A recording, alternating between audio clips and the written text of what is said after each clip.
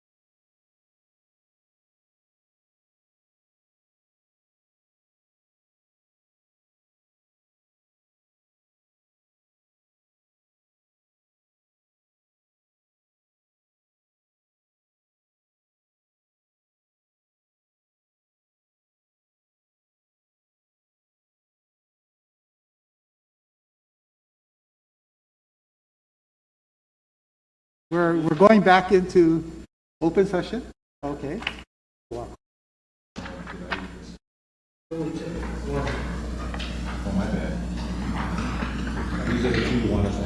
Yeah. Okay. Before we get started, Commissioner Chaco, would you like to say something? Thank you, Mr. Chair. Mr. Chair, as much as I'd like to have participated in General Manager John Benevente's review, I request the commissioners excuse me from Miguel Bradala's review, as I am his cousin. Although I would have loved to be here and participated in the review, I will still come back after, since we have a quorum and there's enough commissioners to do a proper evaluation. I'll come back afterwards and assist with the tabulation of those evaluation scores in the final evaluation form. Thank you very much. Okay, thank you. There you go. By the way. Hand this to Simon, please. That's your scoring sheet. Thank you. You're excused. And we shouldn't be too long. Where's Right, Miguel? Where's my red pen? Okay.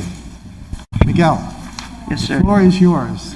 Did you rate yourself on all these things? Did you submit a rating?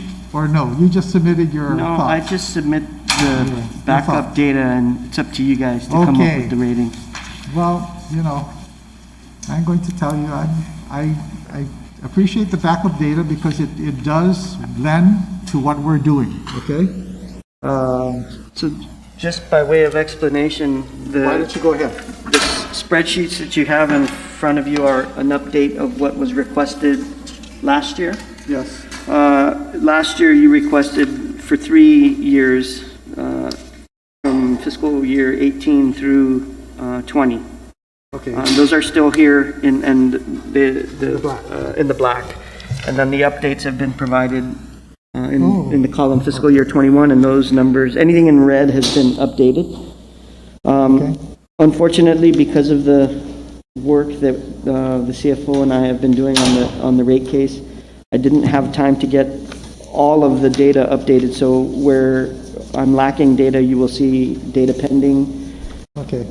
And I can, provide an update to that. But I tried as much as possible to have a complete record and also supplement what is in the spreadsheets with, similarly as last year, the narrative justifications, and anything in red on the narrative is also updated information for each one of those KPIs. So, Silly question. You're always very well prepared. Is this format we're not able to put on the screen? no. Okay, no problem. I'm sorry, I didn't prepare a PowerPoint for this. Neither did I I wouldn't last have been year. surprised if you said, yes, let me pull it up now. But that's good, because, it's open session, and so we just try to make sure the And- public sees as much as they And can. we'll release this to the public. Yes, you know? yes, yes, So yes. this is the good things. This Yep. is the stuff we like to release. Yep. Because it shows progress and it shows what we're working on. So just as a graphic representation. Give us the highlights. On the column labeled trend, those are just a really simple trend line for the values that are shown from fiscal year 18 to fiscal year 21. And they're updated everywhere up to fiscal year 21, everywhere I have provided you with firm data. So the highlights for the first criteria, the reliability of water and wastewater systems, you can see the increase that we've had on the first item for outages in breaks per month. It's not the highest that it's been, but it's a little higher than it was last year. Of course, we don't have any storm-related outages, so those numbers remain the same.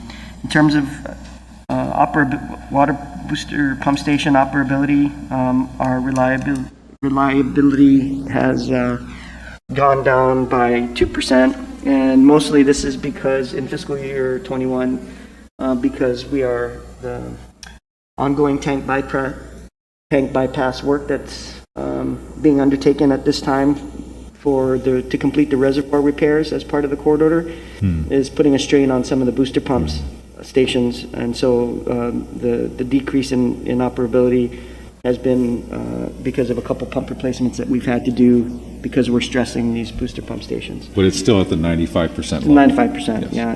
It's acceptable. There have been no outages necessarily caused by the decrease in reliability, but we're having to take harder. pumps out for service to replace seals and so on and so forth, just because we're straining them a little more, because we don't have the reservoirs online, because we're fixing the reservoirs. So, And it's the second highest in the last 4 years also.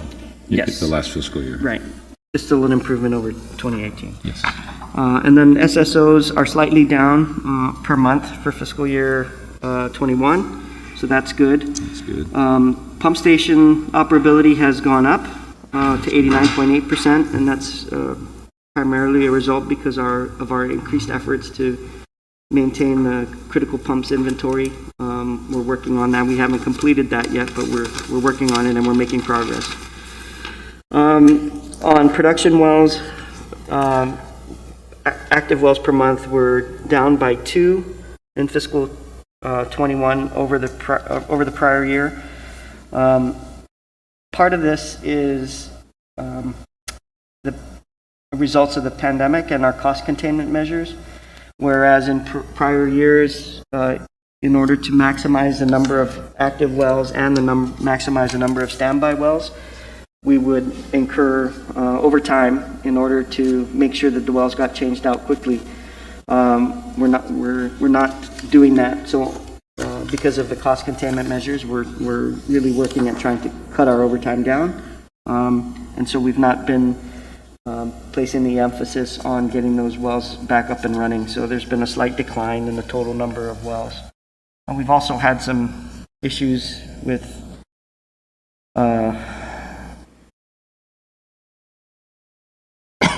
the fluctuations in the power grid that have been occurring more frequently lately.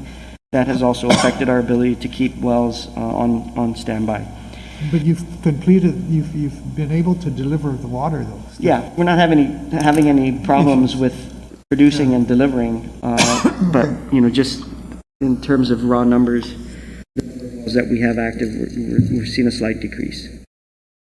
And then on wastewater treatment plant reliability, this metric is based on the percentage of our major wastewater treatment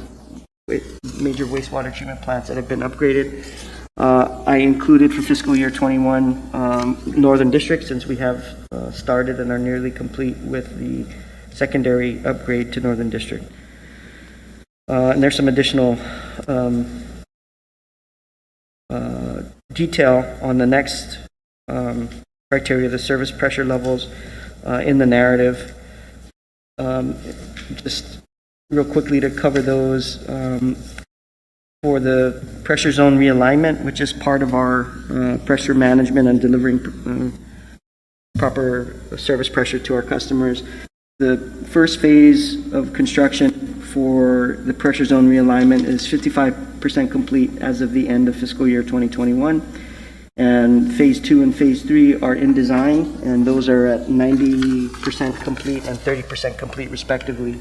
So once the designs are completed, we will put those projects out to bid for construction. We've also undertaken some targeted pressure improvements in specific areas.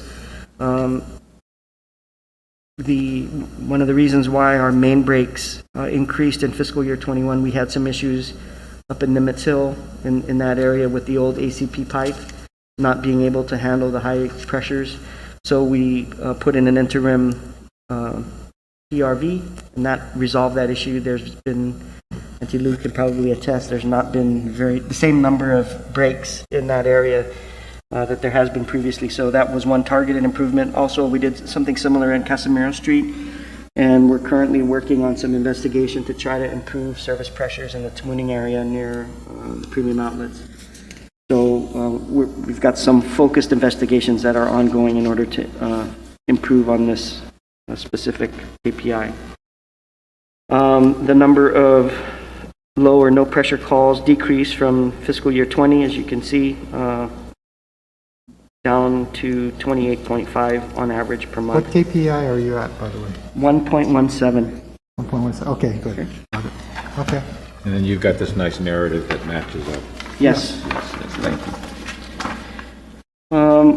For 1.2, compliance in terms of our water and wastewater systems, we are compliant with our drinking water standards. We have issued our consumer confidence reports on time, so no real changes there. Compliance with our effluent discharge permit requirements, that's covered under the narrative.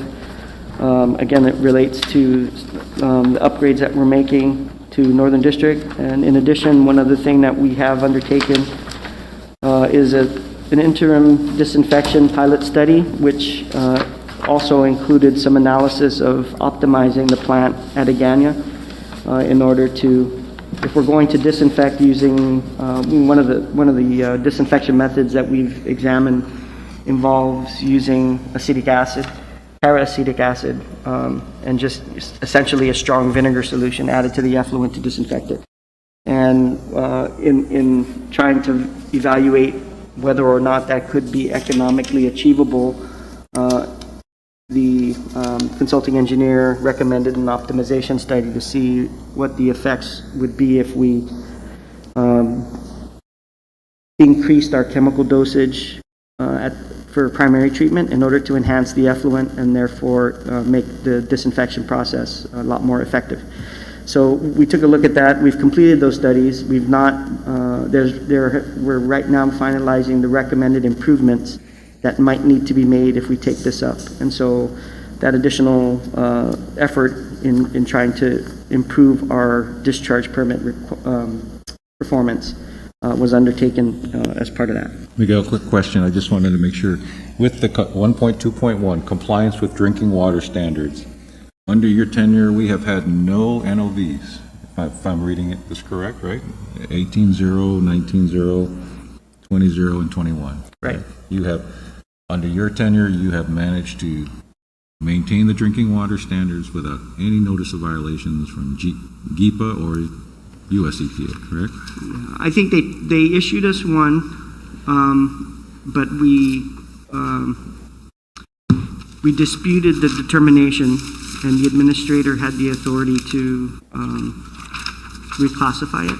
Mm-hmm. And essentially, it was I think an issue of private plumbing, because we take the samples not at dedicated sampling points connected directly to our distribution system. EPA designates sample locations at certain residences around the island.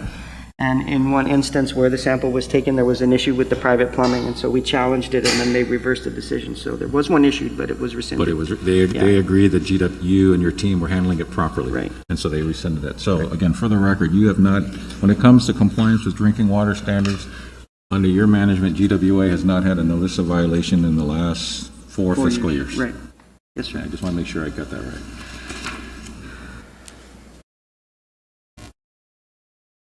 Thank you. Okay. Keep going. And then for maintaining internal QA, QC processes, there's supplemental information is in the narrative. We're making limited progress here. Unfortunately, are in the process of recruiting some additional compliance personnel to help us manage this. Although we have greatly improved our cross-connection control program, and we're doing a lot more inspections in that regard. So in terms of checking on the quality of our systems and our processes, we're making progress there, although we do need some additional positions, and we're in the works. The other thing I'd like to point out is that we're working with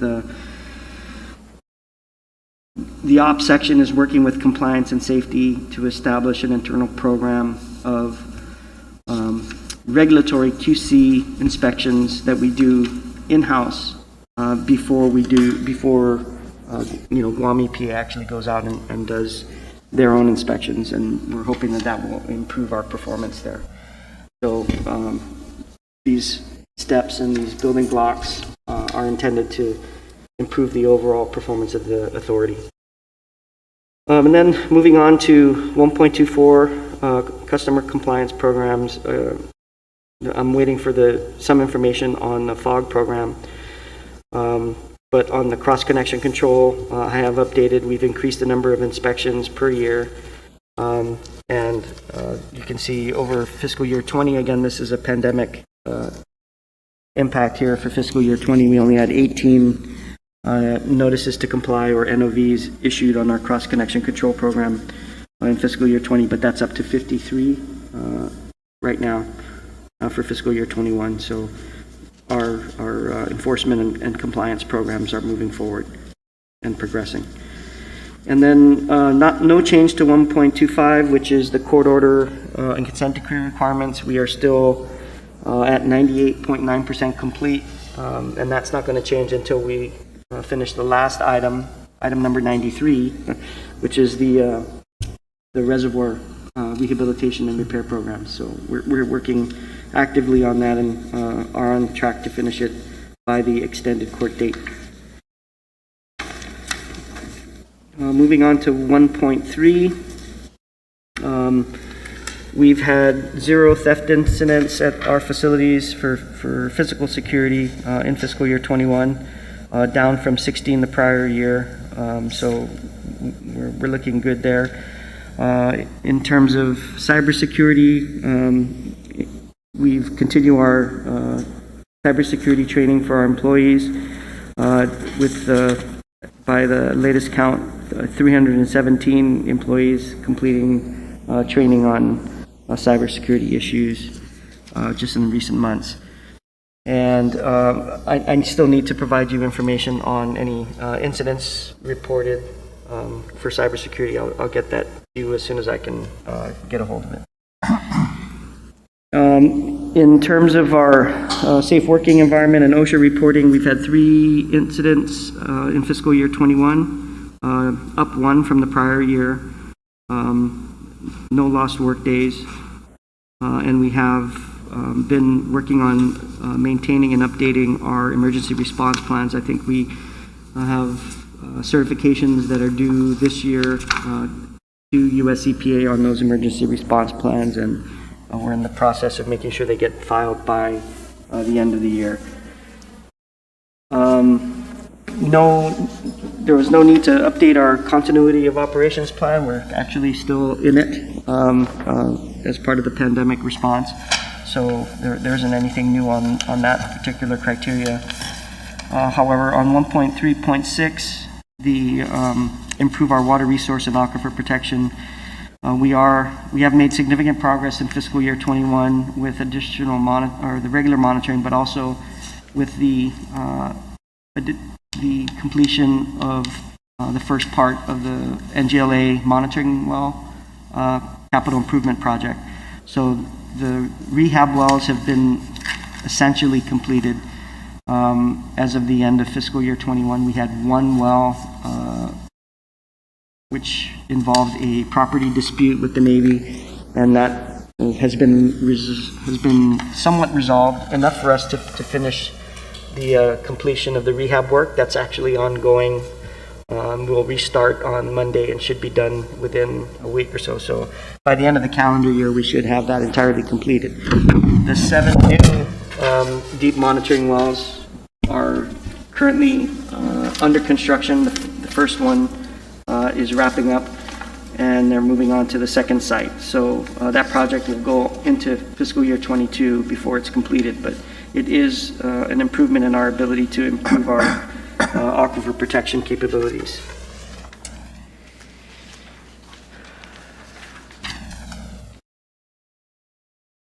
The other thing I would like to point out on that criteria is, as the board is aware, we did conduct a briefing for the One Guam Water Resource Information Program, which involves the collection of all the monitoring data from these monitoring wells, and the appropriate analysis that's conducted, and then technical feedback and expertise and scientific feedback and guidance from WERI. That whole program we've briefed you on. We're moving forward with putting together the memorandum of understanding with the Navy regarding that program and the joint use of those wells and the joint responsibility for their maintenance and the costs associated with running that information program. So we've briefed the board on it. Navy leadership has also been briefed. So everybody's moving forward in the right direction to enhance our protection of the aquifer. The next page, the capital improvement program and system renewals for our water resource master plan. We do have in fiscal 21 a task order that has been issued for the update of the master plan in line with the schedule that was adopted when the board adopted the master plan. So we will be doing an update for that in the coming fiscal year. For the 5-year CIP, it was reviewed and updated as part of our comprehensive review and update filing to the Guam Public Utilities Commission on May 1st. So there has been an update to that. Item 1.4.2, target CIP spending. You'll note for fiscal 21, our updated CIP called for $51.8 million in CIP spending. I have here data pending, but I was able to track that number down. It's for fiscal year 21. It was about 87 million in expenditure. So we exceeded the CIP goal. But you'll note that we were lagging last year, and that was primarily due, I think, to the pandemic impact. There's some additional information in the narrative for IF CIP renewals. The narrative speaks to the overall plan for the utility to find a balance between debt financing the capital improvements and funding it from revenues. And our goal had been to build up a sufficient revenue base that annual renewals could be handled using revenues and not necessarily debt financing. We don't want to, we believe it's sound fiscal management, and it's in our 20-year master plan to move in the direction of finding that correct balance and funding annual renewals through revenue. Our ability to do that was obviously severely impacted by the economic impacts of the pandemic. And so the amount of IFCIP funding we have available obviously has not been what we had projected in our 5-year plan. So that is explained a little bit more in the narrative. Under the achieving our water system expansion goals, the two programmatic line items that are listed here, the AC pipe replacement and the 2-inch galvanized pipe replacement. The AC pipe replacement isn't scheduled to start until fiscal year 22. So we have to ramp up to get that program started. The 2-inch galvanized pipe replacement, we were actually supposed to start spending in fiscal year 20. Part of that was bond funds, part of it was IFCIP. So we have not kept up with those projected numbers. We have, however, been doing some pipe replacement that falls under this master plan program line item, but the funding that has been used for that has been from some of the older bond funding for pipe rehabilitation. So it's not reflected under the 2-inch galvanized pipe replacement program, but we are handling some of those issues in specific areas. Most notably and most recently, the resolution that was passed recently for the Tyson Road area that will put in 1,000 foot of 6-inch line to replace 2-inch galvanized pipe. So that's one example of us taking care of these issues, just not necessarily in a full-blown program as we had planned. And that's based on the Mumutota Canal Road work that's Correct. already also being done. This is a side road off of that. Yeah, Right, okay. and that one also involves ACP pipe replacement, but it's funded through the older master plan project line item, not the AC pipe replacement line item. And then moving on to the next one for the wastewater system expansion goals, we did complete the septic tank elimination analytical study in fiscal year 21. Those recommendations were adopted in our the comprehensive review and update that has been presented to the PUC for approval, and it includes a conservative approach. So if we were to aggressively follow the recommendations in the septic tank elimination program, it's a cash flow negative endeavor. So the approach that was taken was scaled back in order to fit the current economic projections or financial projections. But we are moving forward with that, and just the fact that we've completed the study a little bit early is an indication of the progress that we're making. In addition to that, we have also applied for and received about $14 million in ARPA funding, specifically for expanding the sewer system for low-income areas, which also aligns with actually our wellhead replacement program. So it's a win-win situation. So that grant funding, we've been advised that it's available for us, and we're in the process now of beginning the design and construction progress to put that into effect and expand our sewer collection system up north in the Atacao area. For 1.4.5, our non-revenue water loss reduction goals, I don't have the updated water audit data yet, so that data is pending. But we did complete, I do have the data for the leak repair backlog. So we're up slightly from last year with about 10 work orders at the end of any given day. But that's still in the range that I believe we should be in. So I consider that performance to be exemplary for our pressure line unit. Those guys are doing a great job at keeping the backlog down. In addition to that effort, we have also completed the water loss control analytical study and finalized the water loss control program.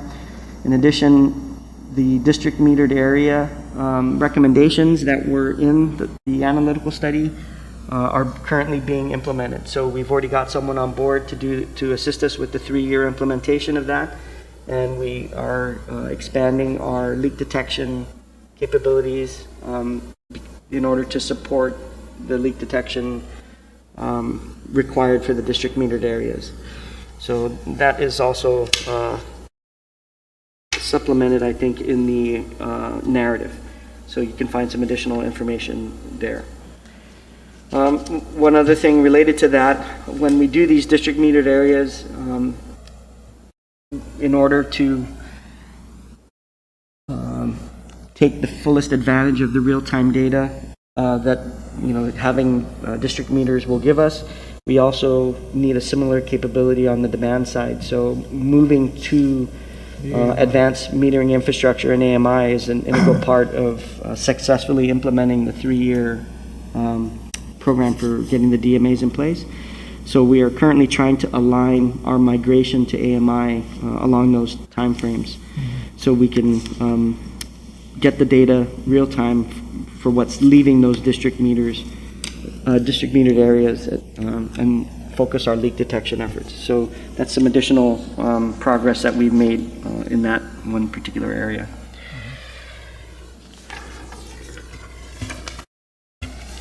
Moving on to 1.5, the long-term strategic objectives. We continue our strong performance in terms of our credit ratings. Not much has changed. We did get the upgrade in fiscal year 20 from Fitch. That continued along with a revision to a stable outlook that came in fiscal year 21. So a slight improvement on that. The other two ratings have essentially remained level. 1.5.3 through 1.5.4, these all relate to long-term debt financing versus revenue financing, and that information, the data is pending from finance, so I'll supplement this chart as soon as I'm able to get that information. In terms of our affordability in 1.5.4, the average annual bill per year has likely gone up slightly. However, and the percentage of median household income, I've yet to get that information. But I did want to point out that in terms of affordability, we have completed the affordability analytical study. We've proposed a customer assistance program as part of that analytical study that's been incorporated again into our comprehensive review and update, which was filed with the PUC on May 1st.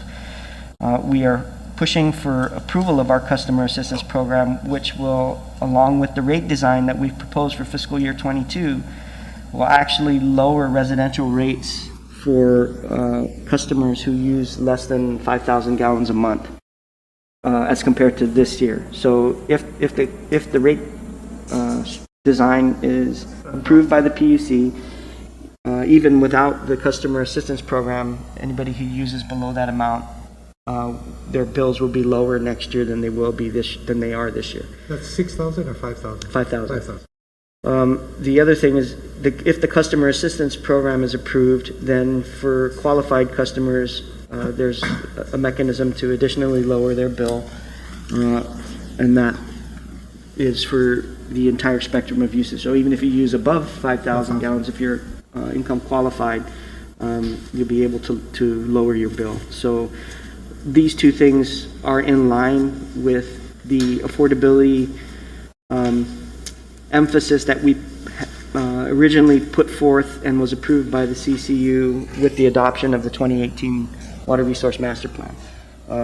Chapter 12 of Volume 1, the financial section of that, a financial plan associated with our 20-year master plan, had a significant discussion on advancing affordability initiatives, and we're following through with that in our 5-year financial plan. And that's before the PUC for their disposition. And then the 1.5.5, the liquidity and reserve levels, the target, as you know, was reduced to 120 days, and our actual days cash amount for fiscal year 21 was 282 days. So we're well above the target. And then in terms of our personnel compensation migration objectives, we did get to 20%, so we're at our goals at this time. Moving on to 2.0, financial capacity. You can see for 2.1, our budget to actual revenue, we were projected at, or budgeted at 113.7 million, and we came in significantly under that at 101.7. However, we did also make a corresponding reduction in O&M expenses, 85.4 actual versus 89.6 million budgeted. But Miguel, wasn't some of that decline in revenue having to do with the COVID impact on tourism and the hotels not generating the usual income that they do on the wastewater side? Right. When we did the projections, we were anticipating a quicker return to normal, and that obviously did not pan out in fiscal year 21. But also there was the general trend of declining demand, right? That is detailed in the econometric forecast. The decline in demand is going to produce declined sales. Right. And the decline in demand was, in our particular case, correct me if I'm wrong, but in all our meetings for the past year, we recognized the impact on tourism has a direct impact on your wastewater revenues, and because hotels are not running at anywhere near the kinds of occupancy that they used to pre-COVID. So that's I bring that up only because to me that's an area beyond your control, but to your credit, you've had to deal with it. Right. And there's one other area, though. I think we have our residential customers, their demand has also dropped a little bit because of the newer, efficient water. Right, that's the general national trend that I was referring to. You're correct, sir. With more efficient fixtures, the general trend is a decline in demand. However, with the COVID impact, when people were staying home, their residential usage picked up, but because, again, of our rate structure, current rate structure, the flat rate design, or flat rate for wastewater in the residential class hurt us from a revenue That standpoint. was a negative impact. Right, and the rate design that we have proposed in our updated financial plan that's before the PUC right now will fix that by establishing a base charge based on your meter size, for wastewater, based on your meter size, and then volumetric wastewater charges, right? Even for residential. Even for For residential. residential, yes. Okay, Um, 2.2, Our 2.3, our 2.3. debt service coverage levels, obviously, we were not able to meet the 1.4 target that was previously set in fiscal year 20.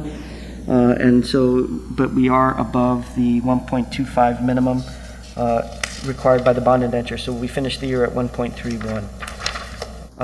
Cash reserve fund levels 2.4. I'm waiting for data on that. I will provide it to you, sir. And then in terms of cost efficiencies, in the narrative, there is some explanation there on progress that has been made. And primarily, 2 points I just want to make. The first is that with our migration to E1, we anticipate we're in the beginning stages of realizing some efficiencies. So, that was a big step forward, advancing our enterprise resource planning software by 20 years by doing that upgrade. So that we should see significant improvement of efficiencies, both in procurement and administrative processes there.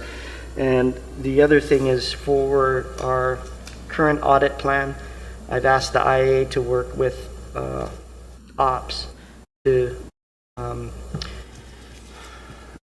identify opportunities for efficiencies within our operational processes. So we're putting a critical eye to that and hope to have some recommendations within the coming fiscal year.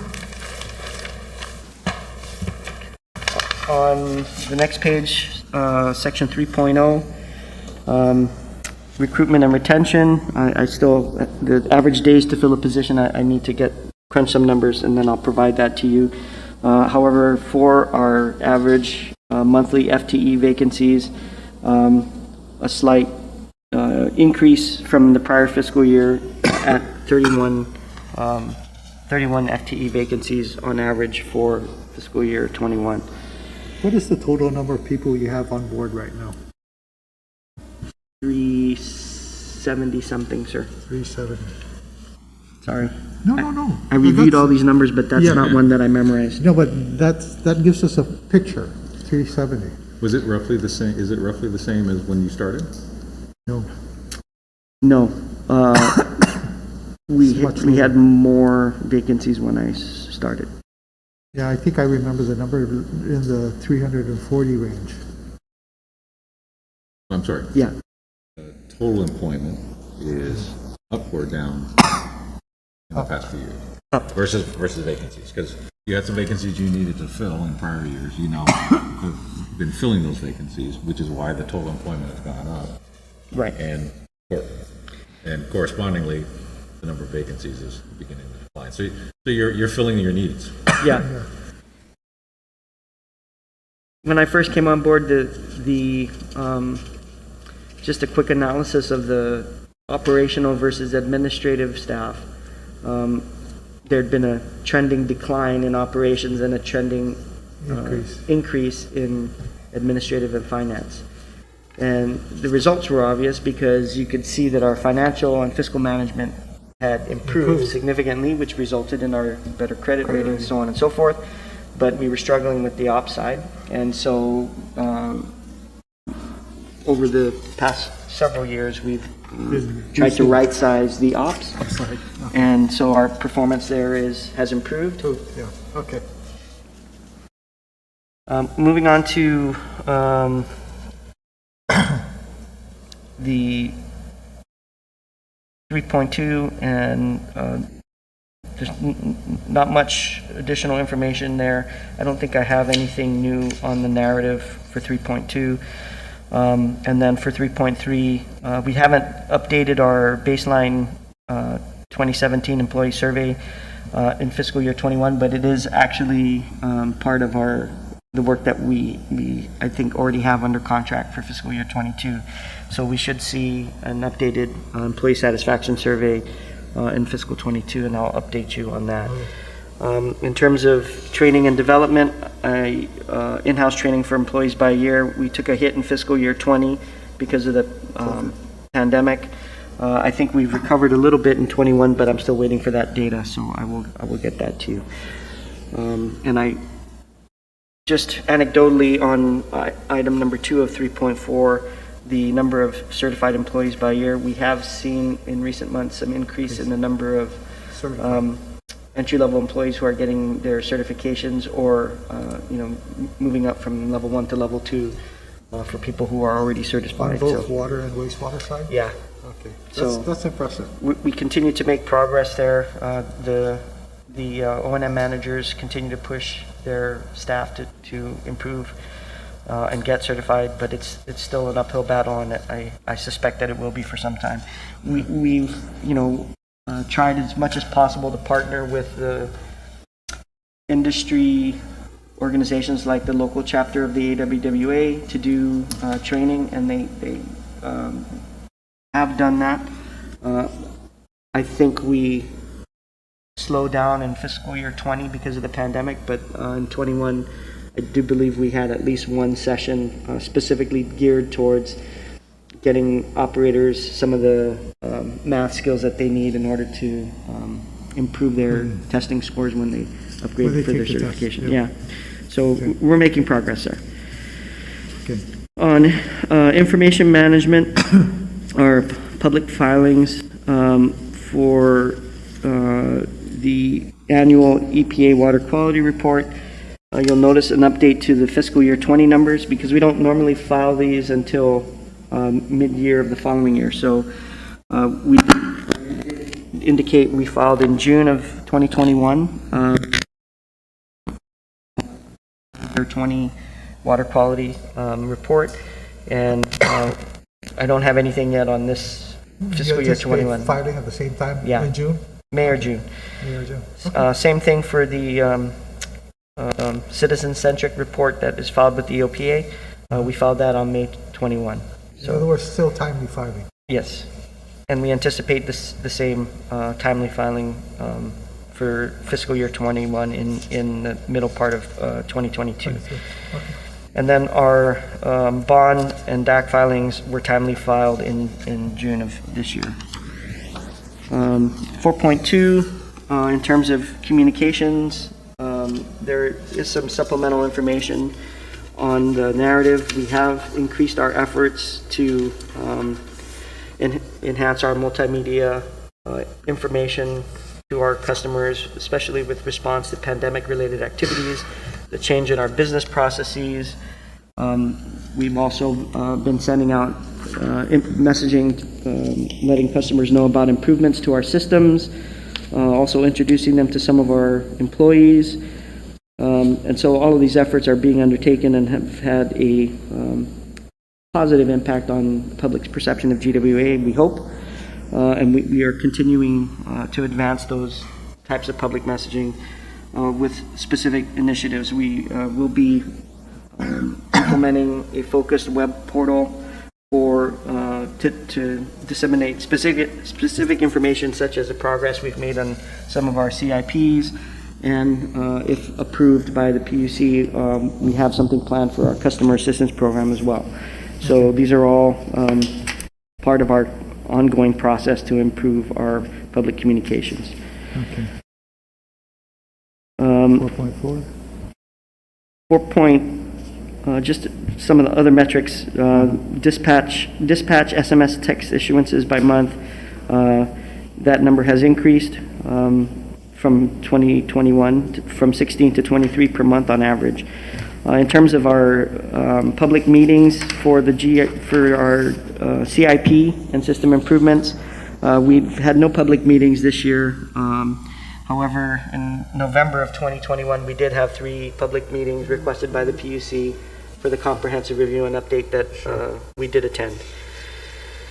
I think that's 4.4. 4.4, and just regarding my management reporting to you, Yes. still working to improve that, although I believe it has been improved from when I first started.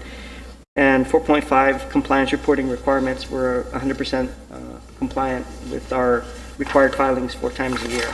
Okay. So that essentially That's you in a nutshell. completes the performance criteria supporting information. You know, Miguel, the only other thing I want to do is I want to acknowledge something. You know, our general managers are key to the operation of our utilities. They really are. You're the quarterback. You're the driver of the boat. And one of the things I like is I'd like to make sure we all acknowledge the fact that when you have an outside organization recognize our GM, that means a lot to me. And it should mean a lot to our ratepayers. And recently you received the Association of Guam Chapter Account. You received an award from them for, it's the Professor John M. Phillips Excellence in Government Accountability Award. Specifically, you have been able to substantially complete projects required of the GWA under the 2011 court order, and you supervised GWA's transition into managing its capital improvement projects and organized the corporation's team of engineers to take over the functions of previously outsourced program management office. That was a big thing that happened in your tenure. We early on in the GWA history with CCU, I think Commissioner Sanchez can tell you that, we relied a lot on Brown and Caldwell to do our engineering for us, and that was a big deal. And also you were recognized by this organization, the Association of Government Accountants, that you led the implementation of a computerized maintenance management system to manage GWA's assets and help GWA incorporate the use of satellite technologies to support locating water leaks and reducing water loss. So, you've gone really above where we were before. So I just want to add that to the record, commissioners. It's important when we have outside institutions acknowledge. Commissioner Sanchez, you want to say? Thank you, Mr. Chairman. Miguel, how long have you been with us now? Since January of 2016. Yeah, it's 6 years, I think. And I want to say for the record that I know we attempted to attract you when you were a little younger, and then thanks to the chairman and other members of the commission, we were able to finally find an opportunity with us that you felt was something you would wanted to pursue. I've been here 20 years, and at one level, this is the easiest thing to say. You're the best general manager we've had. That doesn't mean the other managers weren't good. No. And a lot of heavy lifting, as like the way the chairman puts it, a lot of heavy lifting began before you came. Yes. But you're always hoping your manager will not only complete what has already been started, but then work on what needs to be done, take it to the next level, and then for fun, you got to deal with COVID and some of the other challenges during your tenure. And it hasn't been easy. The public concern about the cost of their service, while they don't admit it, it's also right up there with their desire to have service improved. And today you summarized even certain parts of Guam that for all my years, for all of the chairman's years, and luckily for Commissioner Martinez, he may not be hearing it for too many more years. There are some trouble spots in our island that we're finally getting to address, whether it's on the distribution side. During your tenure, the $70 million agate wastewater treatment plant was designed and figured out by our homegrown talent, which you lead, bidded out, awarded, and constructed. And I was there. Commissioner Martinez, you weren't able to join us, but US EPA remarked at that ribbon cutting that we have a world-class secondary treatment facility now in a southern village. The South always complains about being ignored, but right now we have a world-class wastewater treatment facility, secondary treatment, designed and built by homegrown talent and funded by our ratepayers. And while on the one hand, the bill goes up over here, the ability to protect our ocean has been enhanced, particularly in this case, focused on the South, right? You're already working on plans to improve the way the South gets water with the plans you have for upgrading UGM and distribution in general. Prior to you, the discussion about pump stations and overflows and NOVs and SSOs dominated our prior management's time more. Not that it doesn't dominate your time now, but the ability to address it, the ability to figure out not only the short-term solution, but the longer-term solutions, which are embedded now in the CIPs that we have. Your talent and your expertise, particularly coming from the private sector, a wonderful marriage of misadventures, both public and private, have positioned you to really move this authority forward on behalf of the public. I always wondered if there would be ever anybody besides Dr. Jensen that would care about that aquifer more than him. And I don't know if you care about it more than him, but if he's Michael Jordan, then you're sort of like Kobe Bryant, right? Because the focus on protecting that aquifer at GWA's level is so significant. The work we do to protect the aquifer, to protect the oceans. You're now overseeing one of the largest CIPs, so that using military money, what we consider the system development charge for Camp Blas was to upgrade that northern wastewater treatment plant, which serves the entire northern half of Guam, the largest wastewater treatment facility. Huge project, 130 million plus or minus, Right. plus a $30 million collection line that we were able to negotiate conceptually, and you were able to put the rubber onto the road so that it could graduate into projects that actually got funded, are now being built. Last month, you pointed out that the new collection line up north that has already been put into place, or largely put into place, is already showing the benefits of reduced overflows, reduced issues with the northern wastewater treatment plant that were still under construction. I mean, those are examples of how good work done well serves the public interest. In this case, in protecting the aquifer, the agate plant, in protecting the oceans. Because as you've heard some politician running for the CCU say, without water, we don't have Guam. We don't have that aquifer and we don't have that ocean. If we still have Hanamtaki going into that ocean, which is what I walked into 20 years ago, then we are not serving our public. And unfortunately, unable to make those goals occur, it does require our bill to go up. You can't progress isn't free. Improvements aren't free, unfortunately. And while we have had to raise the cost of water and wastewater services, the outcomes are emerging so significantly. Some of them so tangible. Just drive down to Agate and go look at that plant. When you look at what's going up northern, when you look around the plant, the water tanks, that in 2003 I was told, you better fix all those water tanks, and 20 years later, you are completing the fixing of all those water tanks, which is key to making sure our people have safe drinking water. You confirmed today in your review that we have not had a NOV with regards to drinking water. I mean, the boil water, all of us old folks remember the boil water notices, boil your water, don't drink the water. Those days, the new generation doesn't even know what we're talking about. Doesn't mean we don't have work to do. There's far much more work to do.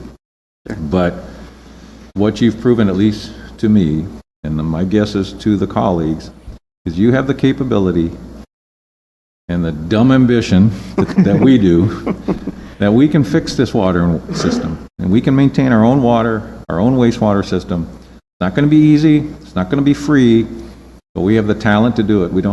The day I was elected 20 years ago, I was told to go see the U.S. Attorney because they wanted to put GWA in receivership. And your predecessors, and now you, being the big icing on the cake, have proven that we can run our own water and wastewater system. And we can make the difficult decisions to provide the resources for that to happen. And we have the local talent, not just with you, but the team that you have built. Yeah. And to do the right things for the right reasons in the right way. It may cost us a little more, but the outcomes for ourselves, our children, and our grandchildren is also what we want. clean, safe drinking water, our oceans protected from the waste that we humans create. We have to deal with it. And you have raised us to the next level. The bad news is you've raised us to the next level, which means you've raised your own bar to climb over. But I think that's what we want in a manager. That's what we want in a professional. And I just wanted to make sure I could say that to you. Thank you, sir. Appreciate it. Now, that doesn't mean you got a lot of fives from me. I understand. You got from me. But, I want to echo that. Go ahead, you want to say something? Yeah, I want to echo that because, you're right, we have completed a lot of big ticket items, But one of the things I began said when we were going through this, I really like the one that you're going to do in Attica. Because we're expanding now the sewer system to pick up people who are on septic tanks over that aquifer. And that's something we need to do. Key to all our efforts has been the support we've had from the PUC in the past. It's a support that I hope continues because it's really hard. We're facing a public that is tired and doesn't want to, and when we do your review, we're basically trying to show them that, but we're paying back. We're giving you the product that you need. We're making the improvements, and it's worth it. Nothing's free, as Commissioner Sanchez said, but we're giving you value for your money. And we need to continue to do that. We can't stop. So I commend you, and, I don't know what to tell you.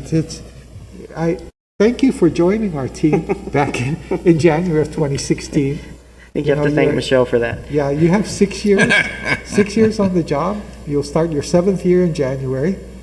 And the longest, not only, I have to tell you that the early managers did do some good. But, they were just so far behind. You kind of like, one of the things I think, you've kind of pulled the employees and the group together and built a team. I'm impressed with the team that you've begun to build, that you continue to build.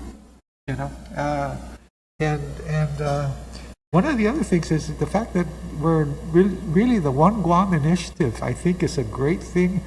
We did that with GPA a long time ago. Commissioner Sanchez and I were in the PUC together, and we finally got the military as a customer for GPA. And that's the goal, really, for us to do with the military, because we can do it so much cheaper for them. They spend money, they try and recover their costs the next year. We borrow 30-year money for improvements that last 30 years or 50 years even. So, you spread out that cost. And I remember one of the captains, I think it was Shepard, who actually, down at NAFAC, who actually said that. He says, you guys can borrow for 30 years. I can't. I have to write a check. And the Department of Defense, God bless them, have the money to write that check. But, we can help them with their budgeting, really, if we do the job for them. And I think they're coming around. Our taking over of the Tumon Maui well was a good example of how we can work. And I think the military's been happy with what we've done. We've shown them we can operate, maintain, and put the capital that we need into that plant to keep it going. So keep up the good work. I'm serious. Commissioner Martinez. Miguel, Yes, sir. I want to thank you for being the youngest member of CCU.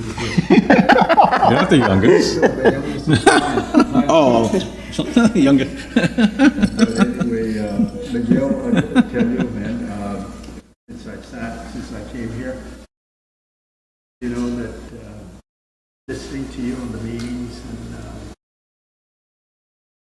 reading a lot of information and making all kinds of tours, looking at our water resources, I can say this, that really you're sitting on the most important resource on this island. That's water.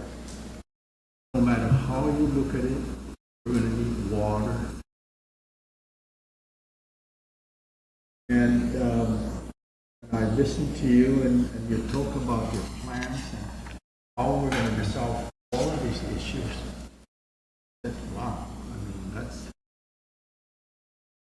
But I see that you have it in your heart that you want to go out there and challenge this. And you have established a own relationship with community, because the community out there are getting clean water. Their wastewater system and being cleaned out and everything. And I always say this to a lot of people that the most important thing for me at least is our coral reef, our surrounding waters. And that partnership with Weary attended that workshop or that just listening to all the presenters and you coming up toward the end and giving out the goals as to how to protect these resources. I said,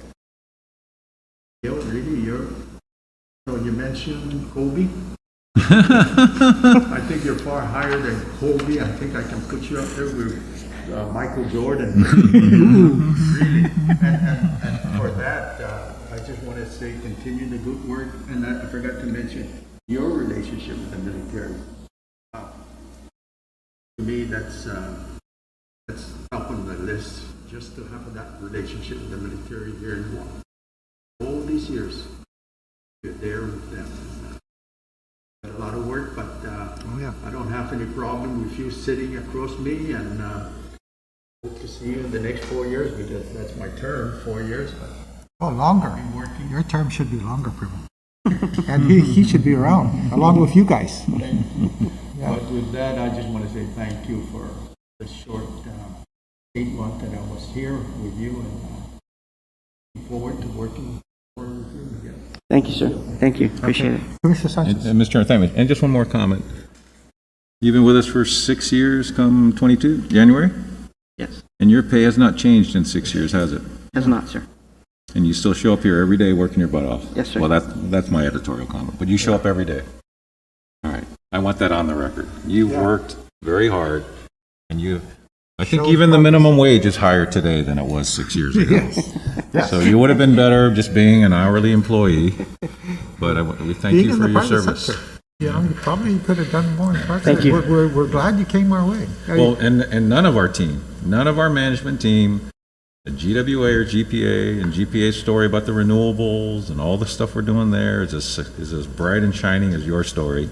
None of our team has had an adjustment in pay since 2015. Now, we have to admit that we tried to, and we made an made error in mistakes. process. That's on us. That's on us. All right, and that's why you're going through this much more thorough review. In public. And that's why we don't shy away from reviewing you and Mr. Beneventi in public, in open session for our ratepayers to, if they wish, to observe their representatives and how they review their management and what they criticize them for and praise them for and what they're hearing from their team, so that we, as their representatives, make the best judgments and decisions about the people we hire, the things that we do as they request of us to support or not.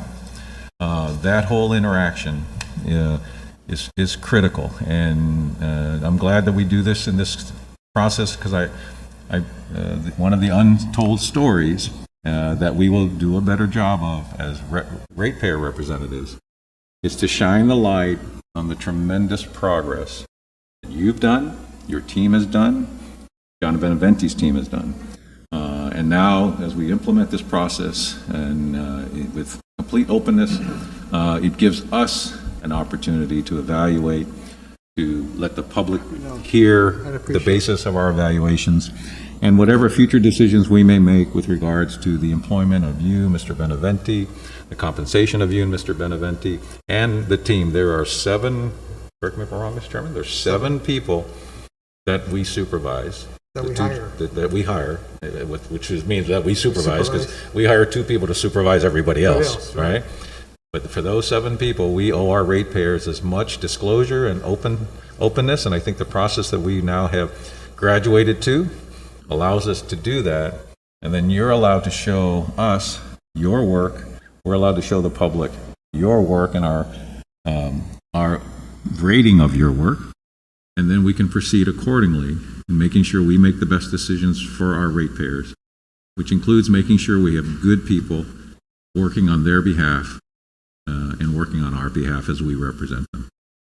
So I just want to get Thank that you on the very record. much. Thank you. So now we'll do the sausage making. Okay. Now, I'm excused. you're excused. Thank Thank you you. very much. From the ratings, but you better go back to work. Yeah, you can go back to work. You got work to do. You can have lunch. Yeah. I'm gonna grab a. Grab a donut. Grab a sandwich and a donut, whatever.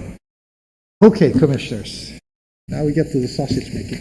Do we call Commissioner Limchaka back in the No. room so he can tabulate? No, I do the tabulation and I hand it You to just him. hand it to him? Yeah, Okay. and he'll come back to do the actual, his computer, you know, but what I do is I have like this master sheet, like I did with Mr. Benventi, and I keep everybody's score. Okay. That's And what then we he'll do. come in and And he'll re-enter it? he'll take it and enter it in his spreadsheet and put it all And together. he'll do that right after the Right meeting? after this, yes, he's waiting Because right I'm now. thinking, might as well just invite him in and let him compile it. I mean, all you're going to do is Well, it's take just, the it's just number. that, you know, the appearance. Well, true. Okay, let's go. Let's go, Mr. Chairman. Let's go. Let's go. We did it real Got fast last time. Got it. Stay the same. This concludes the interview from the two of us. For Mr. Burdette. For Mr. Burdette, Yeah, yes. and the other two commissioners, because of their personal familial relationship, had recused themselves to avoid any conflicts of interest Okay, or appearance thereof. going around, let's start at the top, 1.1.1, Simon, 3.5. 3.5. That's the reduction in frequency and duration of water service Right. outage. Ms. Martinez, Commissioner Martinez? 3.5, I gave him a 4. Okay, improvement of pump station reliability, 3. 3. And 3 means just meets expectations, right? Right. 4 is exceeds expectations. 5 is really exceeds expectations. Okay, I gave him a 4. Reduction in frequencies, duration of SSOs, 3.5. 3.5. I also gave him a 4. Improvement in wastewater pump station reliability, I gave him a 4. okay. I gave him a 5.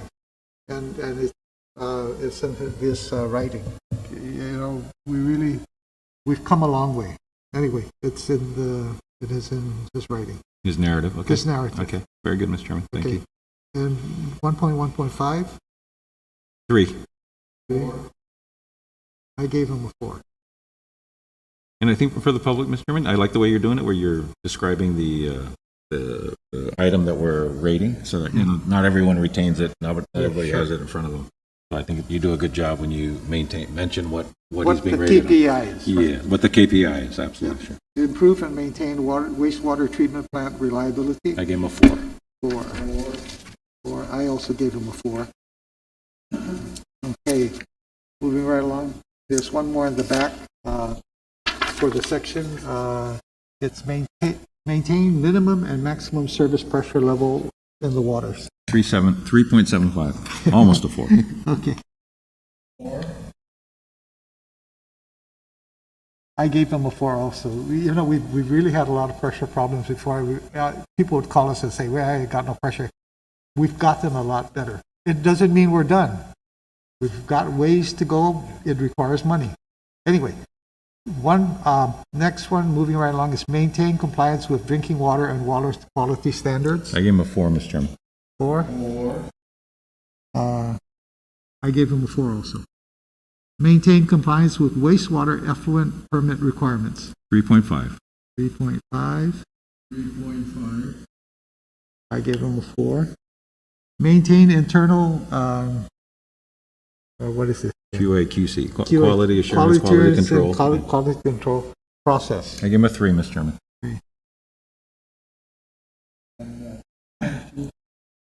Yeah, that's maintain compliance with wastewater effluent permit requirement. You said 3.5? Yeah, 3.5.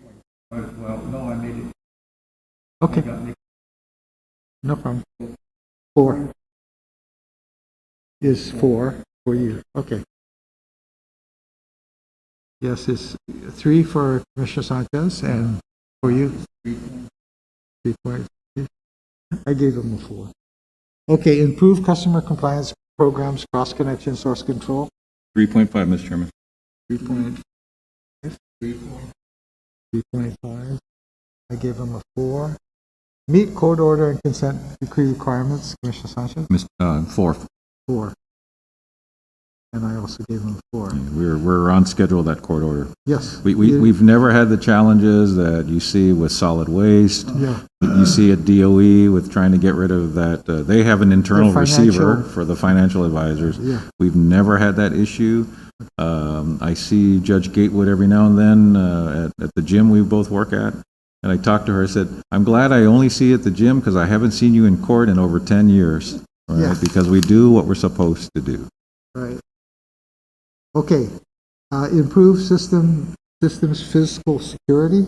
I gave him a 4, Mr. Chairman. 4. 4.5. And I gave him a 4. Okay. Improve system cybersecurity. 3.5. 3.5. 4, and I gave him a 4 also. Ensure safe work environment. 3. 3. And I gave him a 4. Maintain emergency response plan and readiness. Gave him a 3, Mr. Chairman. 3. I also gave him a 4. Maintain continuity of operation plans and readiness. 3, Mr. Chairman. 3. Also gave him a 4. Improve water resources and aquifer protection. I gave him a 4.5. 4.5. I would have given him a 5, Mr. Chairman, but I don't want to do that, write up the narrative. It's in his. Anyway, That's his narrative. We're Yeah. supposed to write our narrative when we. I'm copying But he's done a his. great job, as we Yeah, just all talked yeah. about. There's no question. Commissioner Martinez.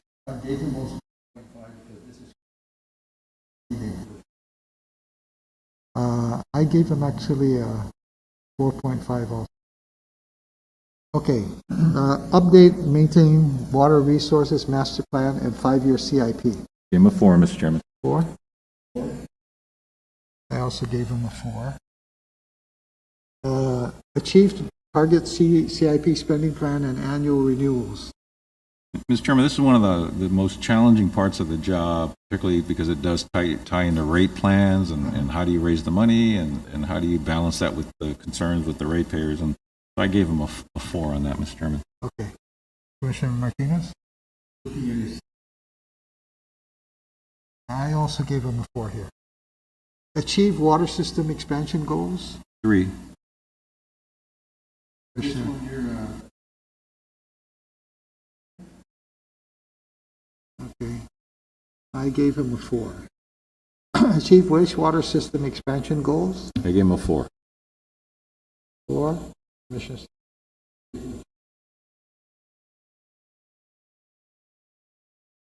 Okay, I gave him a 4 also.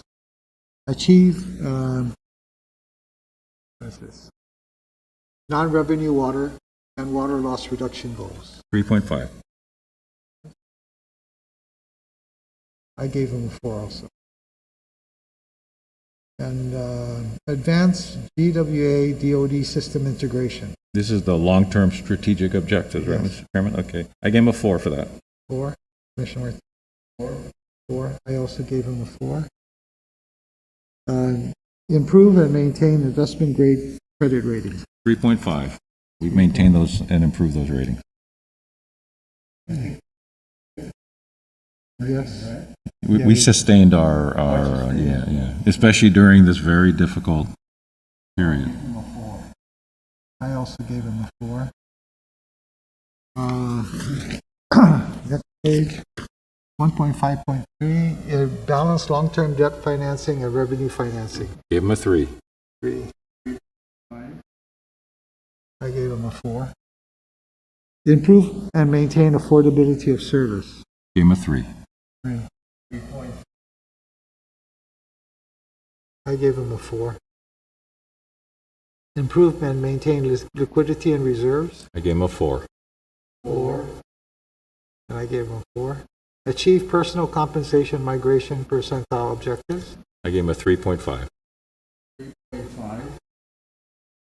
I gave him a 4. Okay. Maintain financial capacity to meet operational needs. I gave him a 4. 4. I also gave him 4. Manage operational expenses to meet budget levels. Yeah, because he, you know, even though revenues fell, he was able to adjust, and he reduced the budgets. I gave him a 4. I also gave him a 4. Meet and exceed minimum debt service coverage ratio requirements and targets. I gave him a 3. 3. Also gave him a 4. Maintain all cash reserve fund requirement target. I gave him a 3. Identify cost efficiencies and eliminate waste. 3.5. 3.5. Gave him 4 also. Moving right along, improve recruitment and retention of qualified staff. 3.5. 3.5. 3.5. I gave him a 4. Improve, maintain succession planning for managing supervisory personnel. 3. 3. I gave him a 4. Improve employee satisfaction and pride. 3. Okay, I gave him a 3 here. Enhance employee training and development programs. 3. 3. I gave him a 4. Managing information, okay, meet publication deadlines, required filing annual reports to the citizens, concentric report. I gave him a 3. 3. Okay, I also gave him a 3 here. Improve accuracy of public and media communication. I gave him a 3.5. 3.5. I gave him a 4 here also. Just 2 more sections. Broaden public outreach for GPA and CIP, GWA. These are the personal competencies. No. There's Oh, one I'm sorry, sorry, on the back page. Sorry, Yeah, sorry, the back sorry, my page. bad, my bad. 4.3. my bad. Sorry, Broaden Mr. public outreach for GWA, CIP and system improvements. I gave him a 3. 3. 3.5. I gave him a 4. And maintain and enhance management reporting to CCU. 3.5. 3.5. 4. I gave him a 4. And meet all compliance reporting requirements, court order, consent decree. 3. 3. I also gave him a 3 here. Okay, then the personal competencies, I gave him 5 on everything. Oh, can we go by? You want to that? go there? Yeah, just so Okay. the public knows. Okay, Right? when it comes to strategic perspective, I gave him a 4, Mr. Chairman. okay, He's very good on strategy. okay. 4.5, I gave him 5. Okay, voting teams, 3.5. 3.5. I also gave him a 4. Communications, 3. 3. 4. I gave him a 4. Information served, 4.5. 4.5. He's able to gather lots of information.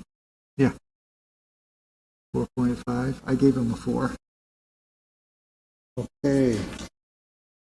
And achievement focus, 4.5. 4.5. I gave him a 4. Judgment, 4.5. 4.5. I gave him a 4. Okay. Can you call Michael? Again? 2-minute recess? 5-minute recess, Mr. Chairman? 5-minute recess.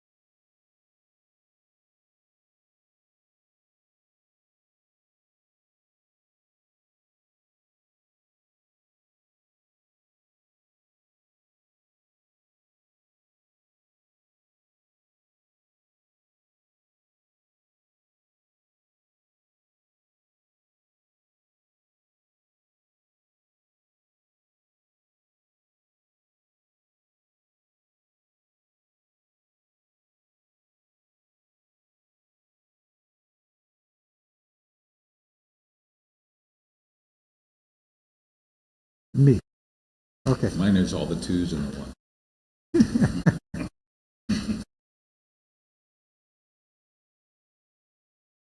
And while Michael's Oh, wait, doing, we're in official, we're back. yeah, we're back on the record. We're back on open session. While Michael's doing that,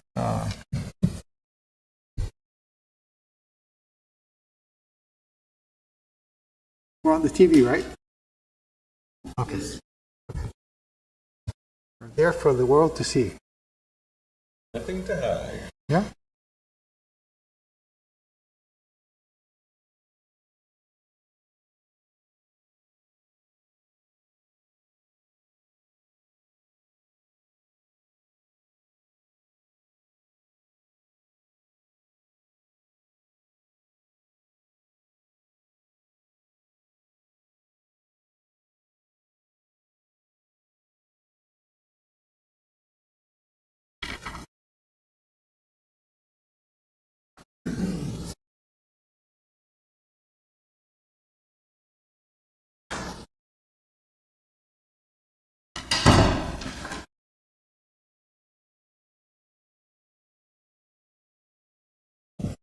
Oh, thank you.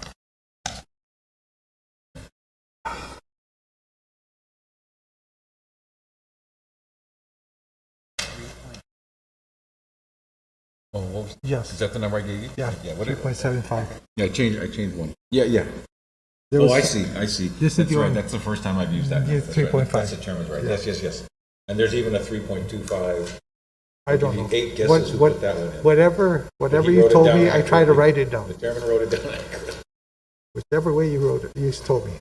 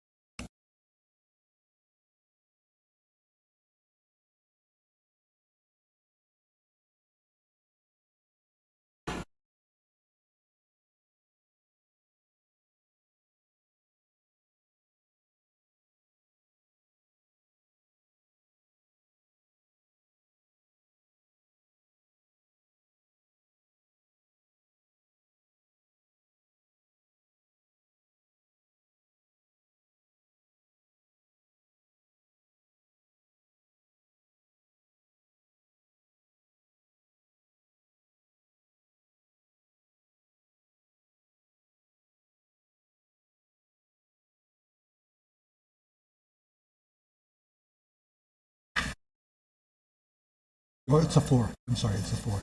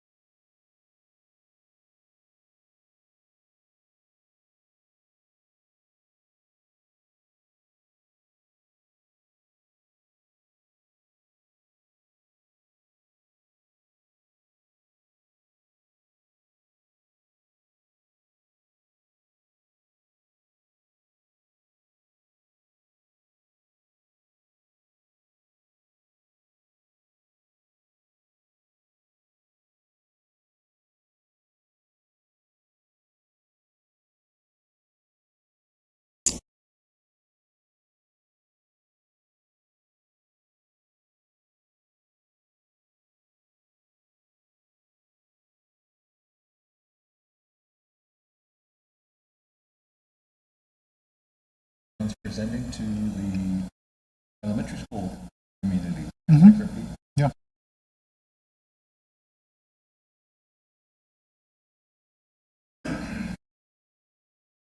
You know, Simon?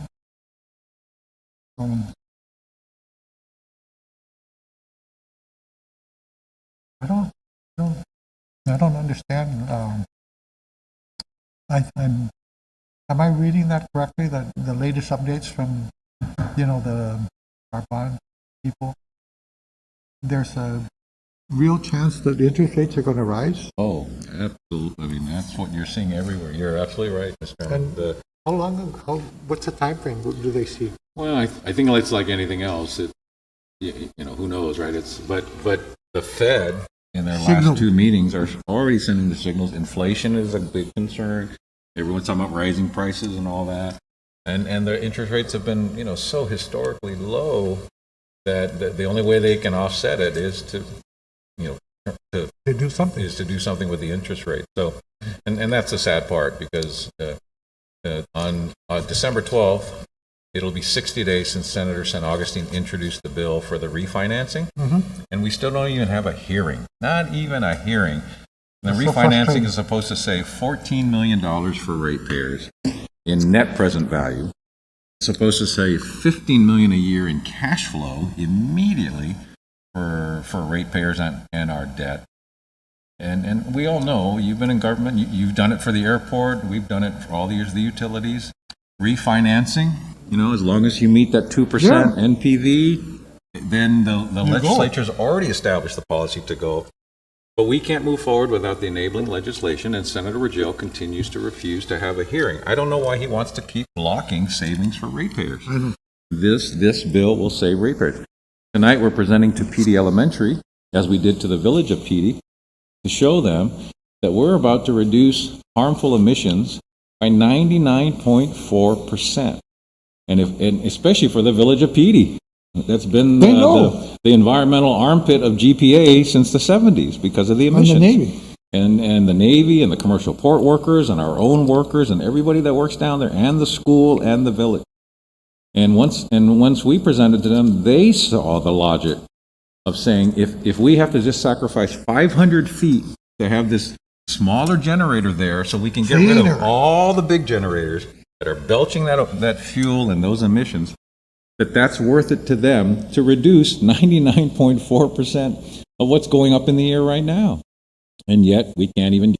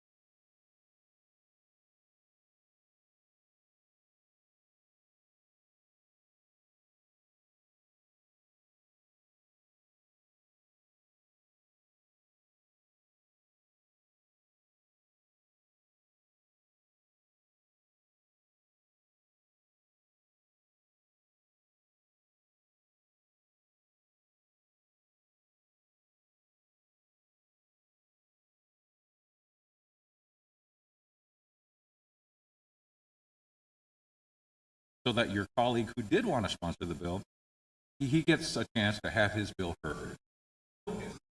Have this bill heard. They get to hear we have to make the case. The public gets to hear that, and the body gets to hear it. But if we make the case, then, as we just saw from the village of Petey, they get it. The only person that doesn't seem to get it is Senator Rangel. And again, if he doesn't want to lower the power rates, then vote no. Yeah. If you don't want to allow us to put a small generator down in PD so we can get rid of a backup generator that's only going to be used as a backup, so we can get rid of all those baseload generators that go 24/7, belch, belch, belch. If he doesn't want to do that, then don't vote for the bill. Yeah, vote no. But let the other senators who want to do that vote for the bill. And then we'll go from there. But it just, and Commissioner Limtiaco's been in the legislature, Commissioner Santos has been in the legislature, I've been in the legislature. We understand the games senators can play when they're the chairman. I don't like this bill, so I'm going to hold it up in committee. But it's such a disservice to the ratepayers. It's a disservice to the taxpayers. Senator Rangel supported the refinancing of GovGuam debt. But you don't support the refinancing for GPA debt? You don't even For want to have, ratepayers? you don't even want to have a hearing? Again, if you don't want to support it, don't vote for it.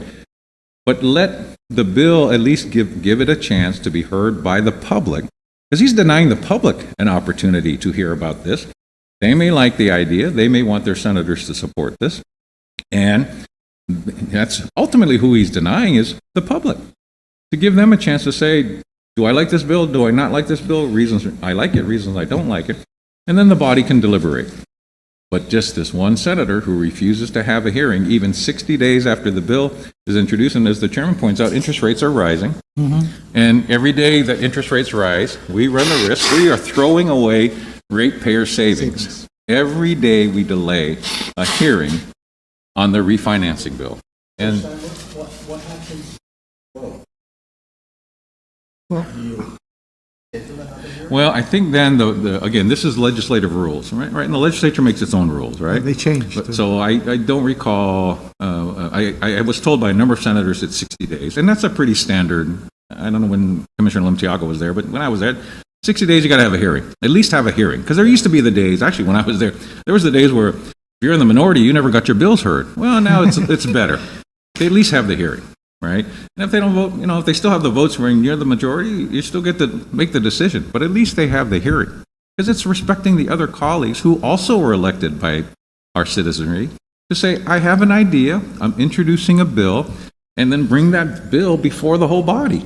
And I don't know. I think what it allows is, I haven't read the rules, but I believe after 60 days in other legislatures, the body has the right then to go in, but I think you need 10 votes, 2/3 majority, and pull the bill out of committee and they can deliberate. And they're in session now. They actually could pull that, well, but the problem is he hasn't had a hearing. So that's part of the political gamesmanship he can play. I believe he hasn't had a hearing, so the body is hesitant to pull legislation out of a committee, in respect to the chairman to conduct a hearing and manage his committee, right? But after 60 days, I believe, I haven't read it, but in other legislatures, after 60 days, at least the body says, hey, Mr. Chairman, we gave you 60 days. If you ain't going to act, we reserve the right to act. If 10 of us say we're going to pull that bill out of committee, then they pull the bill out of committee. I don't know in this case. I've asked John B. and Counsel Graham to check the rules out, but my suspicion is, the body will, after 60 days, the body has an option. Now, whether the body exercises that option, remains to be seen. But the simplest option would be for Senator Rangel at least to hold a hearing. And if he doesn't like the bill, then he can talk about it at the hearing. He can explain to everybody why he doesn't want to lower interest rates for ratepayers. He can explain why he doesn't want to lower noxious emissions or whatever his objections are. But all of us that have been working on this, and most important, the professionals at GPA that are moving us to 50% renewables, building generation, building renewables, they know the energy business. They have the experience. They're all saying this is a no-brainer. And yet, for whatever political reasons Senator Rangel has for blocking a hearing on a bill, it's so sad and disappointing. Because all it does is hurt ratepayers. That's all it does. And I don't know why he wants to hurt ratepayers. We're all trying to help ratepayers. But in this one case, because he doesn't even want to have a hearing, he's hurting ratepayers. He's putting at risk their savings. He's putting at risk our ability to lower emissions and specifically help PD in very specifically. And we can't even have a hearing.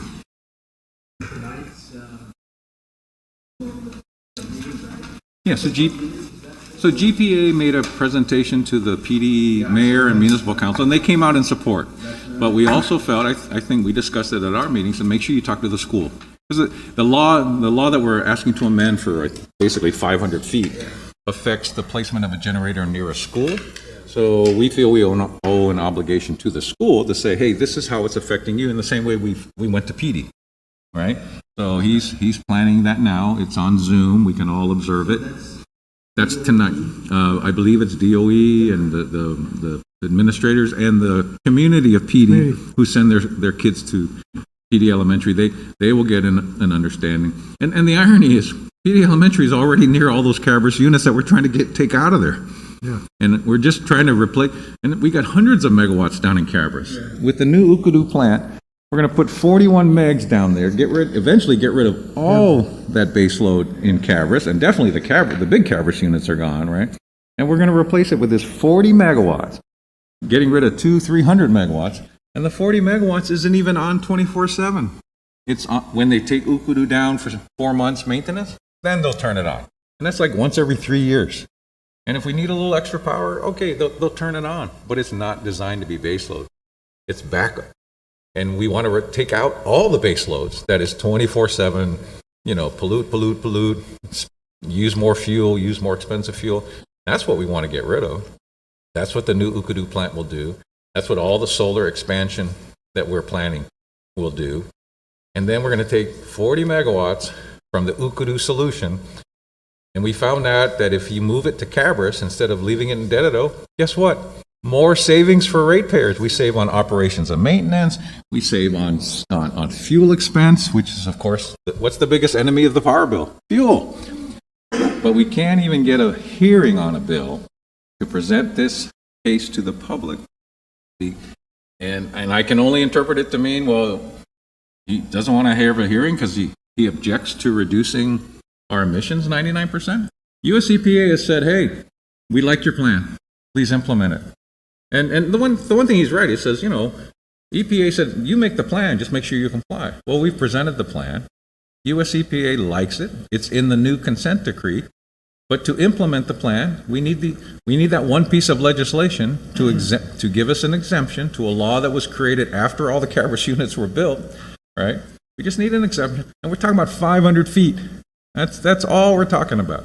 If we were 2,000 feet away from the school, we wouldn't even need the bill. But we're like 1,500 or we're 1,000 feet away and we can't be within 1,500 feet. That's the 500 feet we're talking about. And yet in exchange, lower power bills, 99% reduction in emissions, and one person, for whatever reasons that I've never heard his reasons for blocking it, won't even do his duty as a senator to have a hearing so that his colleagues could also consider whether they want to support legislation to reduce the cost of ratepayers and to reduce emissions 99%. And it's very sad. Okay, I believe the tabulation's done, so if you want to just give us the big number or what do we do? JB?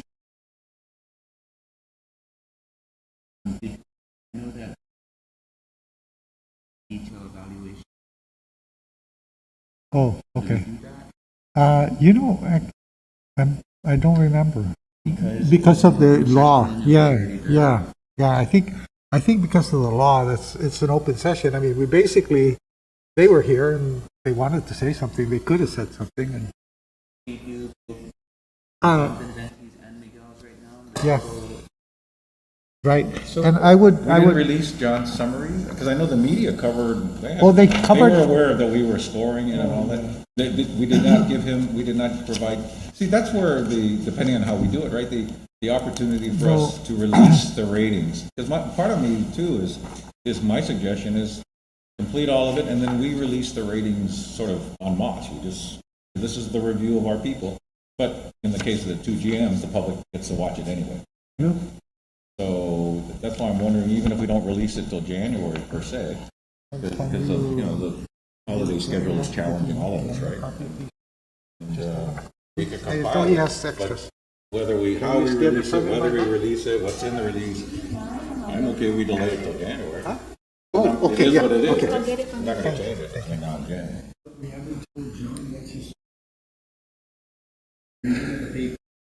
Yeah, you're right. We haven't. That brings me to what we're going to do. And this is good. We're in open session. Yeah, we're in open session. This is a Yeah. good discussion. Yeah. So, because I'm going to be off island, do you want? These are the options we have. We can recess this meeting to a point in January, or we can adjourn this meeting and call a special meeting again in January, at which time we'll give the proper notices, of course. So those are the options. What do you think? Oh, if we to wrap up this meeting. Yeah. Is we've already some of which have a summary or some version. Not. The only thing that we need to do now is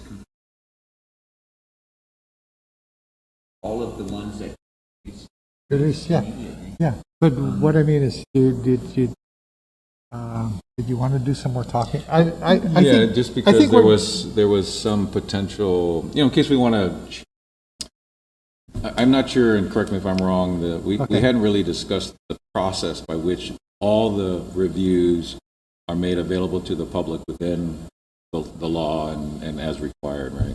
That's why I envision, once you compile it all, that even if we didn't release whatever we're going to say and allowed to say, we can do it actually in the January meeting, because the reviews are done, right? And we're not making any discussion about anything other than what the reviews tabulated to. There's no other discussions about compensation or anything like that. There's none of that going So- on. And we're not, if we were to have that conversation, it wouldn't be now. We would think about it in the new year. Yeah. That's why maybe it's better to think about, we have a session, maybe as the chairman said, just to talk about, okay, we reviewed everybody, this is what happened. So- How does the commission wish to release the information? Especially for, we do We have- some we that have are- some people have the- already the given GMs us for res- sure are obvious, but even then Yes. we discuss, well, what's the process? Is it just Well, confirm yeah. the process? I think Yeah. it's just releasing their releasing the rating, numbers and if they wanted their this stuff, yeah. supplementals, I like that, I like like that that. idea. All right, and then that we. Because it gives more Yeah, and then if there are some employees that wish to have their information also made available to the public, what's that process? We just haven't had a chance to talk about it, we just scored it, right? But we can think about that, and maybe, and by then we'll know, because I think some are off island, we're still determining, some may want to release or may consent, some may not. I think we're still trying to gather that information, right? So, sure, what do you think? The two general managers? Yeah.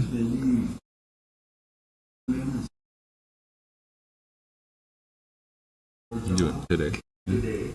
Okay.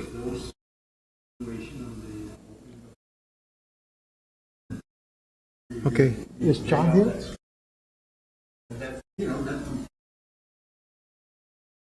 For those two? Correct. Okay, Correct. okay. And if we're going to change anything, we can at least deliberate it in Well, the future, yeah. in a future meeting in an open Yeah, session, if yeah. we're going to change anything, right? Okay.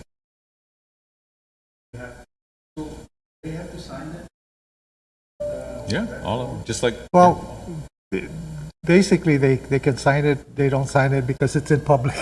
Right, it's a but I public mean, our record. process is at least Yeah. they acknowledge that we Yeah, shared that- our that- review with them, and they Yeah. acknowledge that. Right. And if they wanted to make a comment, they can write that down. Okay. Right, I mean, all that is available to them, at least give them the opportunity Sure. to decide for themselves. Yeah.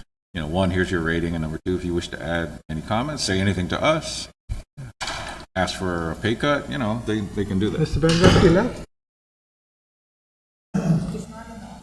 He's not in the office. But Miguel is here. Do you want Miguel. to just meet with him, Yeah, Mr. Chairman? yeah, go get And- Miguel.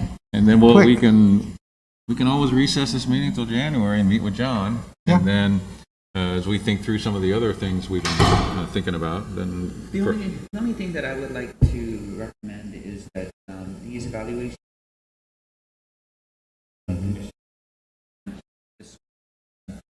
So we should just release them. Release it? Yeah. Okay. There you I go. don't, There you go. for the two general managers, yeah. Okay, I have that's no fair. problems with that. And for those that consent to these evaluations, we should release it. Okay, I don't have a problem with that. Okay. Those that we have signed off on, yeah. And I know that there were some that requested that their supporting documentation be released. Yeah, They should be released with these evaluations in support of their evaluation. yeah, I have no problem with that. I'm okay with that. So, but procedurally, would we then adjourn the meeting? Okay, but we could always have another special meeting to discuss anything else. Okay, So how's now that? that we're in open session, we're Well- definitely going to speak to our GM and To this one, GM, his review, and we'll release the other, and we'll release the others and release the others who have that consented. consented. Okay, how's that? Okay, I'm fine with. Yeah, you got all threes. No. Thank you very much, Miguel. We are now going to give you the results of our evaluation, and we're incorporating your notes to us with the evaluation. Okay? Go ahead. Okay, I'll thank you, let Mr. do- Chair. Sure. So Miguel, what we did is I took the evaluation scores provided by the commissioners that were in attendance of your evaluation, and we'll go over those now. So, And for the record, you did not participate in any scoring Yes. due to your conflict of interest. You're just here tabulating. He's doing a helping us- ministerial function You're just doing That's the correct. ministerial function, just Yes. helping us tabulate Just- the results so that we can share it with. because he has the computer. correct. We Okay. weren't watching 4 hours ago. So in section A, under the key performance indicators, section 1.0, would you like the detailed evaluation or would you like just the average? Obviously, the entire detail is going to be made public and published on the website with each score for a score for each individual section KPI. and KPI. For today, though, did you want to go through each one of them or just a summary? No, I don't think we need to go through each one of them, but I will receive a copy of the. Oh, yes. Yeah, okay. Yeah. Just a summary is fine. Okay, Yeah. so Because it's our evaluation of him, and from the public's point of view, just to complete it, I would like us to reveal our score of him by category, by 1.1, 1.2, 1.3. That's fine. And then it does produce a summary average score. Okay. I would ask if the body would allow. So I'm going to go through these pretty Okay, quick, no okay problem. then? All right, so in section A, section A, key performance indicator 1.0, managing operations. In subsection 1.0, 1.1.1, you scored a 3.7 on average. 1.1.2, 3.7. 1.1.3, 3.8. 1.1.4, 4.3. 1.1.5, 3.7, 1.1.6, 4.0, 1.1.7, 3.9, 1.2.1, 4.0, 1.2.2, 3.8, 1.2.3, 3.5, 1.2.4, 3.7, 1.2.5, 4.0. 1.3.1, 4.2 was your rating. 1.3.2, 3.8 was your rating. 1.3.3, 3.5 was your rating. 1.3.4, 3.7 was your rating. 1.3.5, 3.7 was your rating. 1.3.6, you were rated 4.5. 1.4.1, you rated 4.0. 1.4.2, you're rated 4.0. 1.4.3, you're rated 3.5. 1.4.4, you're rated 4.2. 1.4.5, did I just say 1.4.5? I thought you did. Okay, 1.4.4, you're rated 4.2, and 1.4.5, you're rated 3.8. 1.5.1, you were rated 4.0. 1.5.2, you were rated 4.0. 1.5.3, you were rated 3.5. Section 1.5.4, you were rated 3.5. 1.5.5, you were rated 4.0. 1.5.6, you were rated 3.7. So your total rating, or your average rating for Section 1, managing operations, you averaged a 3.8 rating, and that weighted score, because it represents 30% of your total performance evaluation, your weighted score was 1.2 points for that section. Okay. In Section 2.0, managing finance, 2.1, you were rated 4.0. 2.2, you were rated 4.0. 2.3, you were rated 3.7. 2.4, you were rated 3.7. And 2.5, you were rated 3.8. Your average rating for Section 2, managing finance, was 3.8, with a 15% weighted score towards your evaluation, resulted in a 0.6 point towards your evaluation. Section 3.0, managing people. In Section 3.1, you were rated 3.5. Section 3.2, you're rated 3.2. Section 3.3, you're rated 3.3. And in Section 3.4, you're rated 3.2.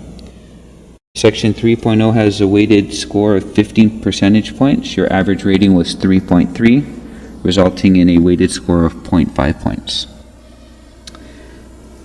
Section 4.0, Managing Information. 4.1, you were rated 3.3. 4.2, you're rated 3.8. 4.3, you're rated 3.5. 4.4, you're rated 3.8. And 4.5, you're rated 3.3 for an average rating of 3.6. Section 4.0, Managing Information, has a 10% weighted average. So with an average rating of 3.6, it contributed 0.4 points to your total evaluation. In Section B, Personal Competencies, Section 1, Strategic Perspective, you were rated 4.5. Section 2, Building Teams, you were rated 3.8. And each one of these sections, there are 6 sections in Section B, each of them accounting for 5% weighted towards your total performance score. Section 3.0, Communication, you were rated 3.7. Section 4.0, Information Search, you were rated 4.3. Section 5, Achievement Focus, you were rated 4.3.